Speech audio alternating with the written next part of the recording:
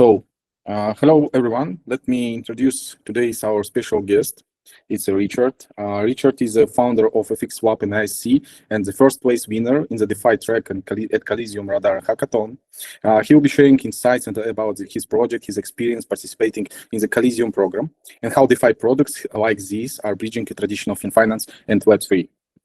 So, Richard, please go ahead. Hi. I'm the so brief introduction for ISC because I will not talk about ISC. ISC is a stable coin that is not pegged to any fiat currency. It's pegged to a basket of financial asset, which the goal of that is to essentially be inflation resistant and grow in value over time. So we actually faced an issue where, because we're not pegged to US dollar, there's not really any easy way to provide liquidity on chain for such asset. So that's why we came up with FXSwap primarily, and then we realized many other people have the similar issue. So if you, I'll talk a little bit more what was the issue exactly. The problem. So US, like everything is USD. You guys don't even live in the US. You might I barely ever visited the US, but everyone use US dollar. I use US dollar on chain. Everything is US dollar. There's a lot of still, even though USD is the dominant currency in the world, we still use other currency. So you guys locally use your own currency. Same for me. But there's essentially none of it can actually exist on chain right now because of liquidity. So that's what we're actually trying to solve. So if you're trying to swap on-chain FX like 100K USDC into EUROE, you're gonna actually have a very, very big slippage, up to 30% price impact. And that essentially kills the idea of okay, you want to pay someone in Japan, you're going to need to use USD because the liquidity won't be enough. Meanwhile, if you were to use Wise in this example here, there will be no problem. You could send millions and you'll essentially have very low fee and no slippage. So, but this is very low, which is great because it's Wise. If you use your bank, you're going to pay probably 1% or something like that. But actually cryptos, you pay even less. If you were to swap 5 million in Sol against USDC, you're not even going to hit that much in fees and price impact and so on. So crypto is very, very good at providing liquidity typically, just not for FX because I'll explain a little bit why. Yeah, the problem with this is right now there's traditionally there was two ways to provide liquidity, CLMM, AMM, and limit order book like CLOB. Only recently, and actually after we published this, there was now prop AMM, and which is very, very similar to FXSwap. Actually, it's the same architecture, the prop AMM. So the issue is here for Euro USDC is we know that Euro and USDC are both fairly stable in value.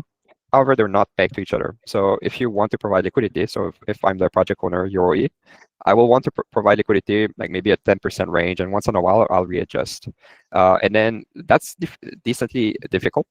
But the user also has a very hard time doing this. Hi, BM. Because you might not have user don't have time to check every month if they need to rebalance and so on. So it's a lot of work. It's not particularly profitable. You're not even providing a good liquidity around the price. You're just being lazy. Every 2 months you rebalance. So you provide a 10% range, which means that even if you have a lot of liquidity, you're still going to get 5% slippage at some point.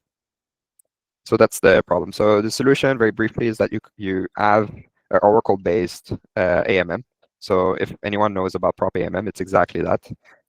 You essentially feed a price, Oracle price, every slot or every for a stable coin. Initially, the idea is it's very easy because Euro to USD does not fluctuate that much. ISC to USD does not fluctuate that much. It just fluctuates every minute by a few bips. Prop AMM are actually able to do Sol USDC, which Sol is very, very volatile against the US dollar. So the technical aspect, if you really push it far, you can provide better liquidity actually than what we do on chain now.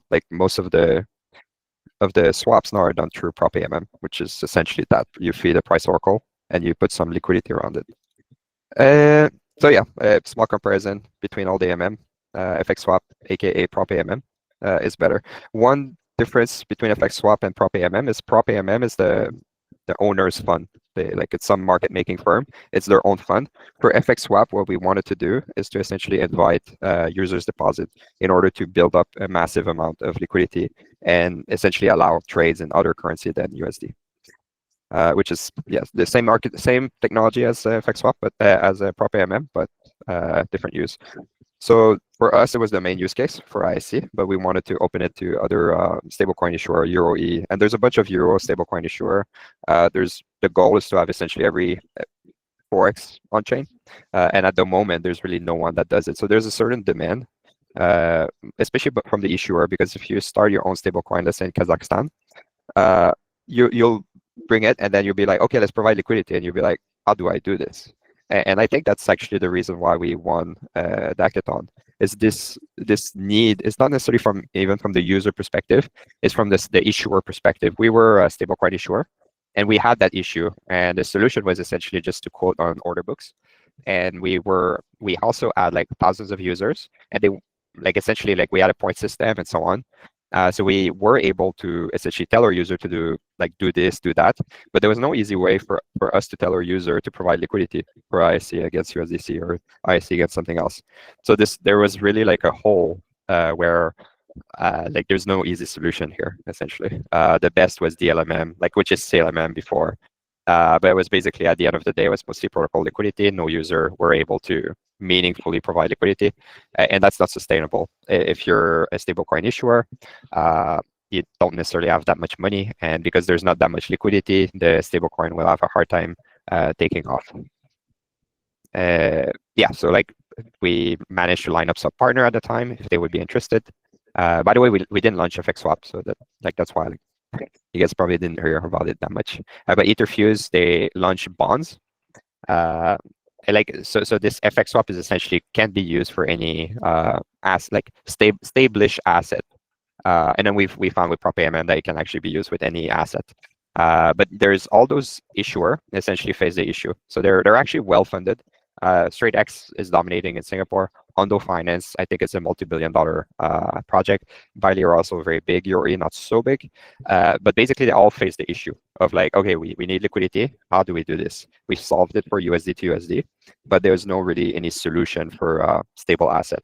And if you go on chain right now and you try to swap into stocks, right? If like that's the main issue right now, X stocks X. Everyone is complaining it's a great product, but there's only like 200K in liquidity. What can I do? Like, of course, you can buy Tesla stock on chain now or S&P 500.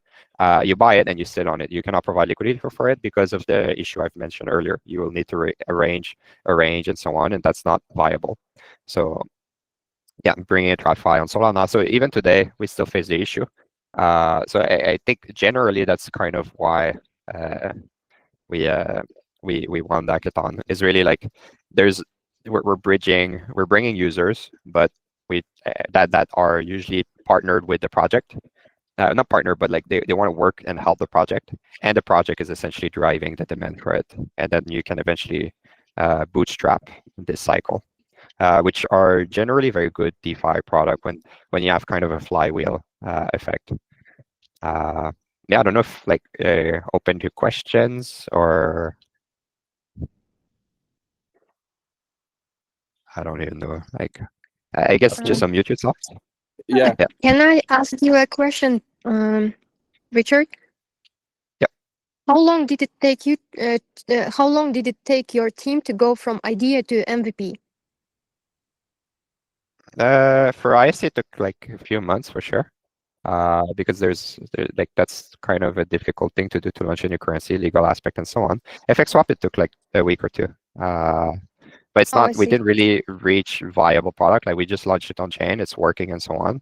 I guess you could call it minimum like an MVP. It's more like a for demo sake. But yeah, like I would stick to decently simple ideas so that you can like communicate better what you're doing. So like for example, we had a demo at the end where we do this. I don't think I have it here. Maybe we did record a video. But yeah, so basically showing that it's on chain, it works.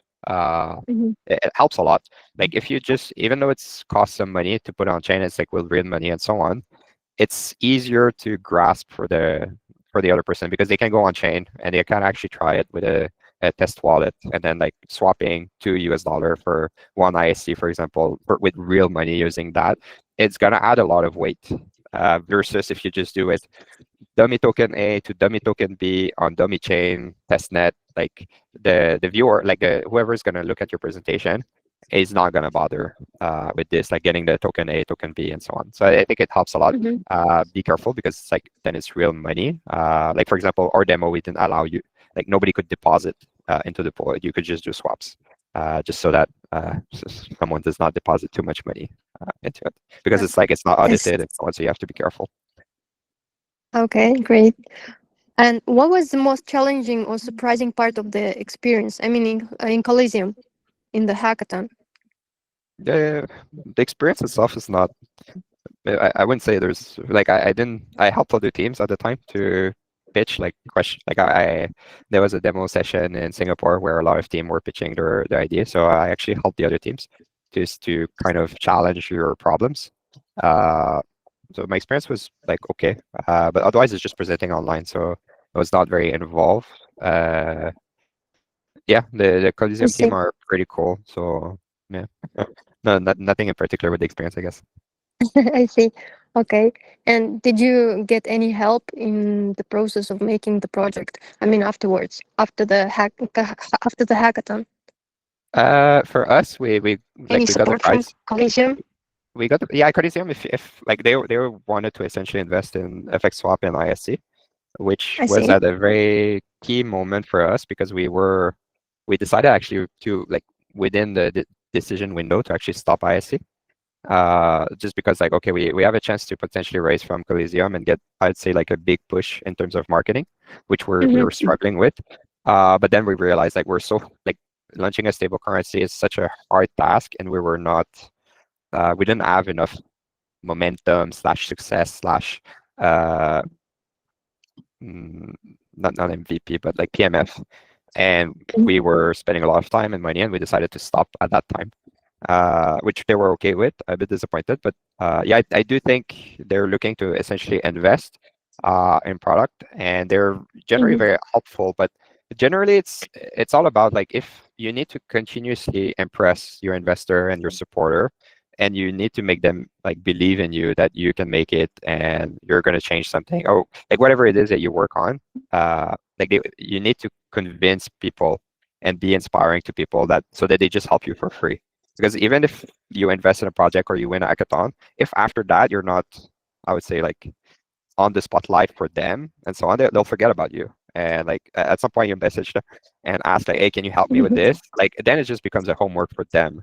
But if you're in their mind and so on, they'll actually like, how can I help them? And maybe it's posting on Twitter, making awareness, making connections. But if you're not in their mind, or they're not first to think to help you, yeah, the homework is gonna stop very quickly. They'll do it once or twice and then be like, yes, like they'll start ghosting you and so on. So it's very important to keep people interested, I'd say. I see. Do you have any recommendations for the hackathon participants? Make sure like pitch to multiple people, and yeah, like make sure that your problem is actually a problem. Like I think there's a lot of, I would say, project and crypto that are essentially mostly marketing. So if you're bringing a product that's like, it's like this product but better, but they succeeded not because of their product but because of their marketing, then your product is not really like worth anything. Like the first example is like I invented Bitcoin, but I can do 50 TPS instead of 7, right? It was better. It's flat out better, 7 times better. But it doesn't matter. I'm not going to beat Bitcoin because I don't have the momentum and marketing that Bitcoin has, right? So yeah, I'd be very careful about those idea of like I'm doing the same thing as this extremely successful thing, but you're missing out on like how to distribute it and so on and so on. So I'd make sure that like your first user, they actually don't know how to solve this problem and they really want to solve this problem, instead of just copying and improving someone else's product. Thank you, Richard. Maybe guys they have more questions for you. Sure, no problem. Arthur, Jazz. Yeah, everything is clear for me, but I hope that our members have any questions, because that's really such a big opportunity to know how looks like a project which have been winners of the hackathon, and see what was inside of it. So, А вот вы можете перевести, да, я вопрос задам? давай. вот они используют Prop AMM, насколько он эффективен вот за это время именно по обмену? Не боятся ли они, что манипулировать ценами будут через Oracle? Короче, и насчет эффективности спроси. Yes, Richard, we have a question regarding the what about effectivity part of this project, and what do you think? What do you have in mind about the possible issue that can be used through the Oracle? Что через Oracle? Prop AMM or concentrated? I'm not sure I get the question. So like, like the Oracle in those cases are self-run, so it's not Between effectively about between Prop AMM or concentrated liquidity like Radium Uniswap.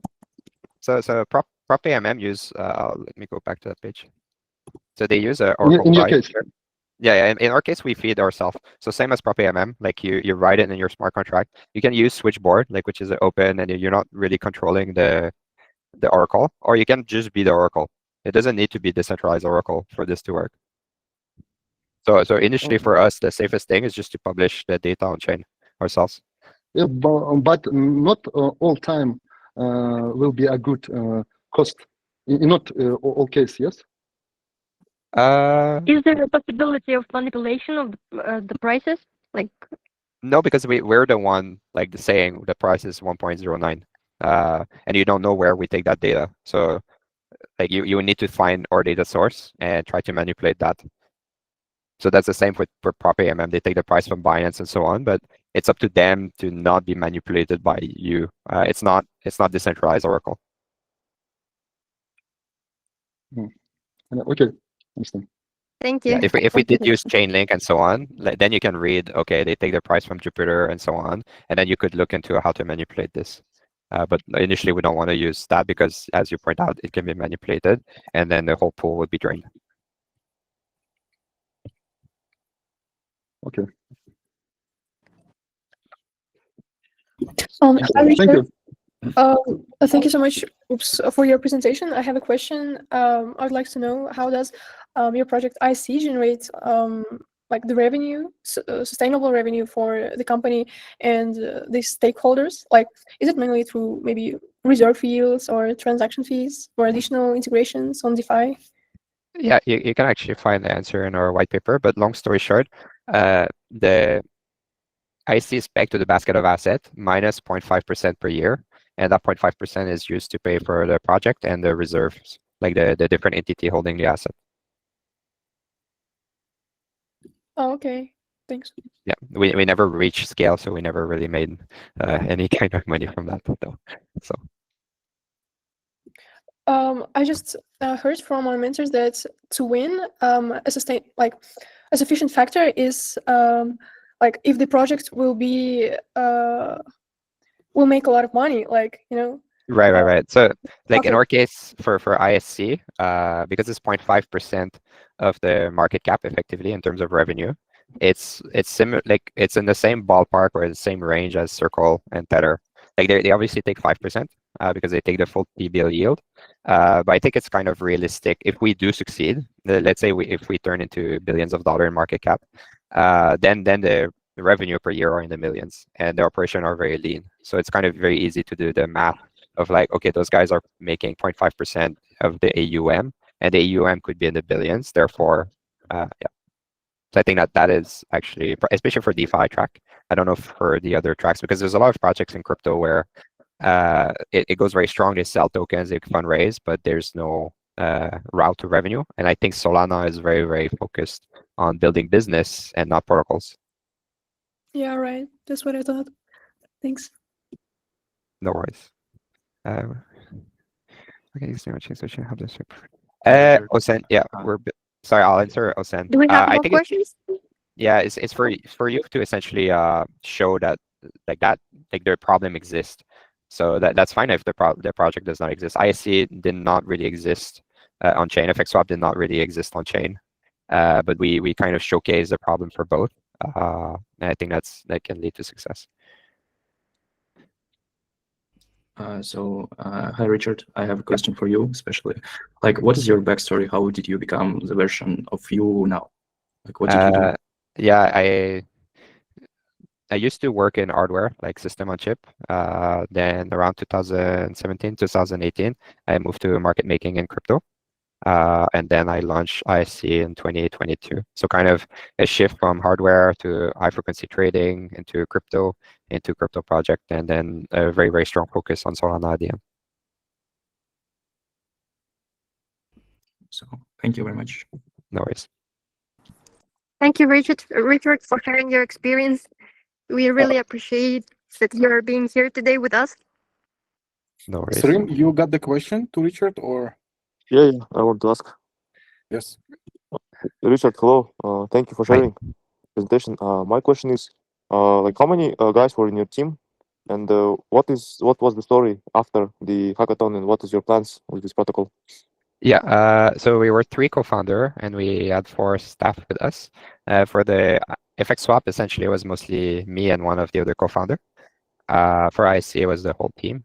As I said, shortly after we won the Coliseum, we decided to essentially stop working on ISC. And then a little bit later, we were wondering if we were going to focus on FX swap or focus on market making, and then we decided to focus on market making. Got it. Thank you. No worries.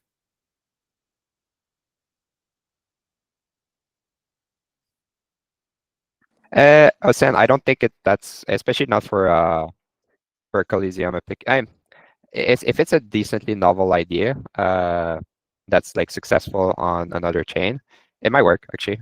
ILO, I believe, worked and is very similar to another project. So if you're the first on Solana and then you're showcasing that they're successful, you might actually just flat out like succeed in life doing that. I don't know if you're going to succeed at Coliseum. I think it's like there's 50-50 that they will either like that or they will dislike it. And then there's no amount of pitching that's going to change that. I think, but it is a very successful strategy in crypto to be like, we're this, but on that. Any other questions to Richard?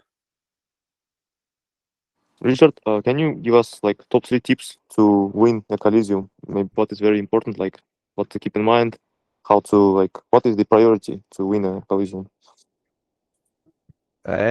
Make sure that your problem is a true problem.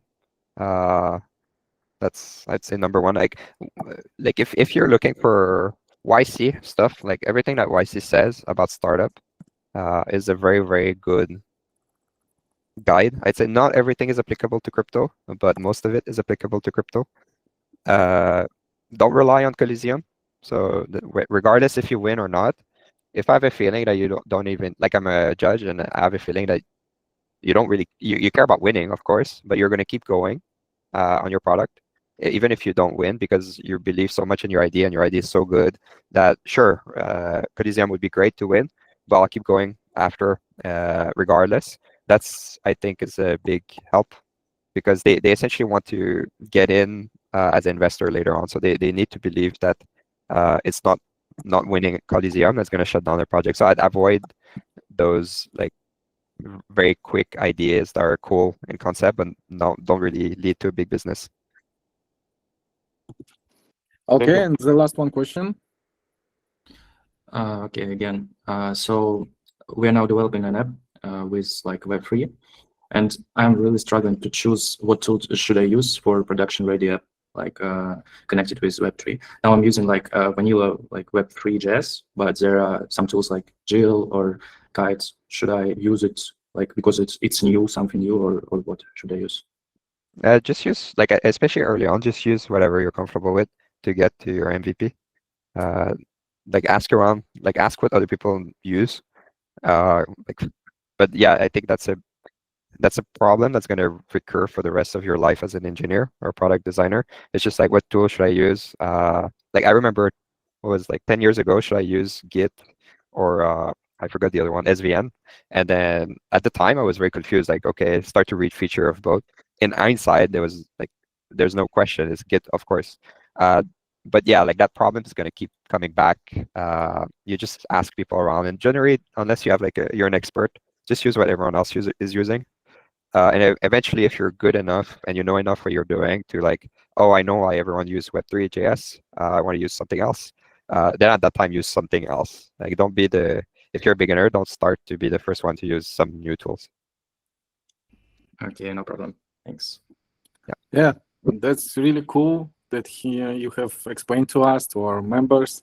Thank you very much, Richard, for this sharing experience, for your project sharing. Thank you very much. We really appreciate it for your time, for your attention to us. Thank you. No worries. So Thank you.